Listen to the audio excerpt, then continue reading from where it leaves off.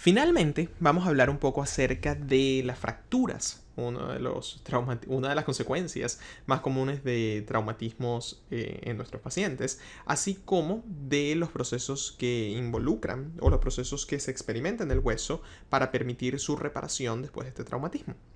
El concepto de una fractura es básicamente la solución de continuidad en un hueso. Esto tiende a ocurrir, como dijimos, producto de un traumatismo que puede ser directo o indirecto. Existen diferentes subtipos de fracturas. Existen fracturas que no ocurren como consecuencia de un traumatismo y estas reciben el nombre de fracturas patológicas. Son fracturas que se pueden ver, por ejemplo, en personas que sufren una caída. Imagínate que tenemos una persona mayor que viene con su bastoncito, se tropieza y se cae, por ejemplo. Y ante esa caída, que no es una caída que tradicionalmente causaría una fractura en una persona promedio, en una persona de menor edad, termina causando una fractura de cadera muy frecuentemente en esta persona mayor. Y esto tiende a ocurrir en el contexto de pacientes con osteoporosis, con fragilidad ósea. Recuérdense que brevemente dijimos que osteoporosis es esta condición en la cual la masa ósea disminuye significativamente, especialmente en mujeres posmenopáusicas. Brevemente, como dos conceptos de osteoporosis, la masa ósea en una persona tiende a depender de dos grandes cosas. Tiende a depender de la actividad física, del ejercicio. Recuérdense que mientras más ejercicio se haga, pues más estímulo va a haber para el recambio óseo. Y en segundo lugar, de la edad del individuo. A medida que la persona envejece, como dijimos, después de la menopausia disminuye esa influencia de estrógenos. Esto termina causando una disminución de los niveles de osteoprotegerina, aumentan los niveles de citoquinas proinflamatorias, aumenta la actividad osteoclástica. De igual manera, a medida que la persona envejece, tiene menos actividad física y menos ejercicio, y esto también termina pues causando una disminución del remodelado óseo, del recambio óseo. Y finalmente, con el envejecimiento también, pues la sobrevida, la capacidad proliferativa de las células osteoprogenitoras disminuye, por lo tanto hay menos estímulo para que los osteoblastos sigan produciendo matriz ósea. Entonces hay como la balanza se va moviendo desde los osteoblastos hacia los osteoclastos y la masa ósea va poco a poco disminuyendo. De esta manera, cuando tú tienes pacientes con osteoporosis, como los huesos son mucho más frágiles, cualquier traumatismo mínimo puede causar una fractura, y por eso es que las fracturas de cadera son tan frecuentes en nuestra población de la tercera edad, así como las fracturas complejas de muñeca, las fracturas de Coles, tienden a presentarse. Otra fractura muy común ante traumatismos de baja intensidad son las fracturas patológicas de la columna vertebral, llamadas fracturas de compresión vertebral. En este caso, personas inclusive solo con toser mucho, por ejemplo, en una persona que sea fumadora de la tercera edad con osteoporosis, puede causar esos traumatismos chiquiticos repetitivos en la columna, causa que se colapsen los cuerpos vertebrales, generando, por lo general, dolor de espalda significativo. Y todas estas fracturas, repito, se llaman fracturas patológicas. Por lo general, cuando se evidencian, te hacen pensar en que la persona tiene osteoporosis. Otro tipo de fracturas se llaman fracturas por estrés, que se dan en el contexto de microtraumatismos repetitivos, especialmente en personas que son corredoras. Al correr, especialmente si se hace desde un punto de vista profesional, todo ese golpe, ese traumatismo repetido de la planta del pie con las superficies puede causar fisuras pequeñas en los huesos metatarsianos o inclusive en los huesos del tarso. También se clasifican en completas cuando básicamente los dos fragmentos óseos están separados completamente uno de otro. Pueden llamarse fracturas conminuta cuando tienes más de un fragmento óseo, es decir, en vez de tener los dos pedacitos de hueso, tienes pedacitos mucho más chiquitos, producto del traumatismo. Pueden ser abiertas cuando los extremos del hueso fracturado pues penetran la piel, afectan los tejidos blandos, también se llaman fracturas compuestas. Y fracturas cerradas o simples, pues cuando la piel y los tejidos blandos están intactos. Ahora, ¿cómo se repara el hueso? Las etapas de reparación son progresivas. Lo primerito que pasa en respuesta a la fractura es una fase inflamatoria que ocurre porque se forma un hematoma literalmente en el sitio de la solución de contigüidad. Recuérdense que todo el hueso está irrigado, entonces tiende a haber un sangrado. Al romperse el hueso hay un sangrado de los vasos haversianos, de los vasos de los canales de Volkmann. En respuesta a ese hematoma, pues se produce una fase inflamatoria, existe una llegada de células inflamatorias y se empieza a formar un tejido de granulación, de reparación inicial fibrótico o colagenoso entre los fragmentos. Todas esas citoquinas inflamatorias que se producen empiezan a reclutar células osteoprogenitoras desde el periósteo y del endostio y eventualmente comienza entonces a empezar a formarse pues tejido óseo nuevamente.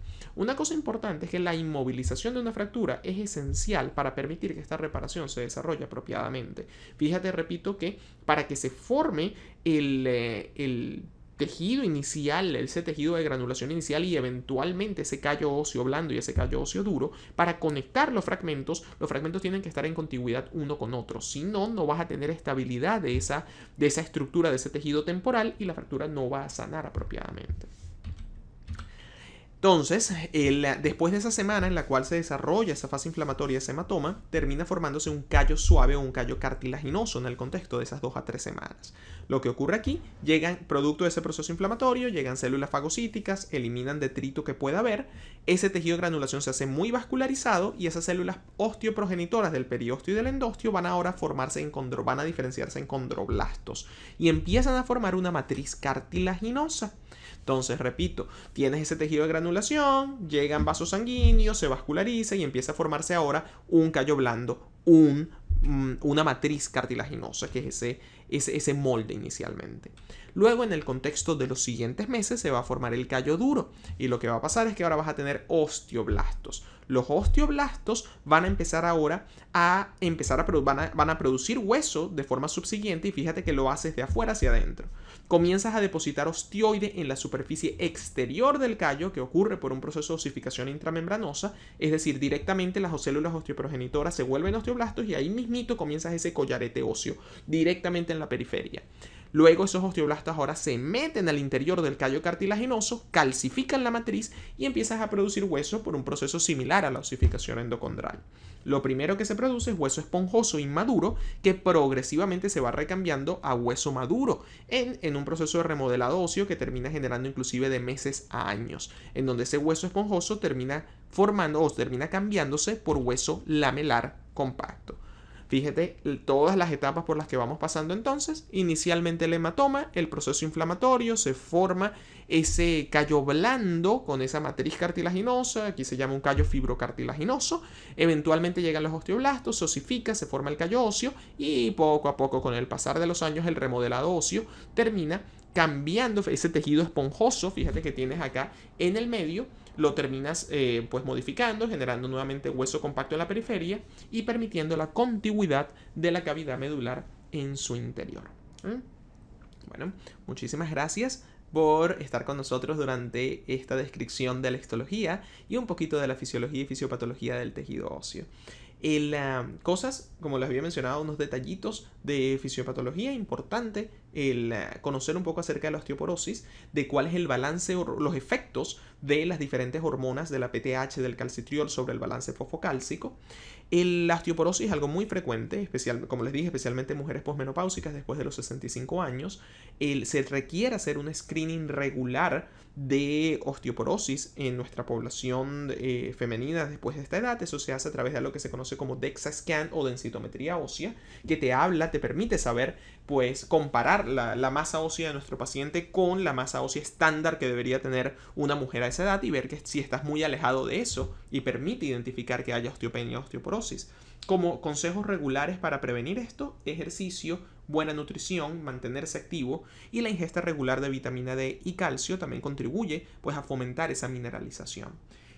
Cuando nuestros pacientes ya tienen osteoporosis, sí se requiere utilizar ciertos tratamientos farmacológicos para prevenir la progresión de la osteoporosis. Los tratamientos más utilizados reciben el nombre de bisfosfonatos. Son medicamentos que directamente bloquean la proliferación del osteoclasto. Recuerda que el osteoclasto se come el hueso, entonces lo que quieres es bloquear esa actividad osteoclástica. Esos medicamentos hay diferentes tipos. Uno de los más comunes se llama alendronato, se toma una vez a la semana. Existen otros medicamentos que directamente targetean el sistema RANKL, por ejemplo. Hay un anticuerpo monoclonal llamado denosumab, un poquito más avanzado, bloquea el RANKL del osteoblasto para que no active el RANK del osteoclasto y de esta manera también disminuye la actividad del osteoclasto. La osteoporosis no solamente se ve en mujeres, puede verse en hombres también. Por ejemplo, hombres con hipogonadismo, hombres que no tienen tantos andrógenos, porque los andrógenos, la testosterona en el hombre también contribuye a la formación de hueso.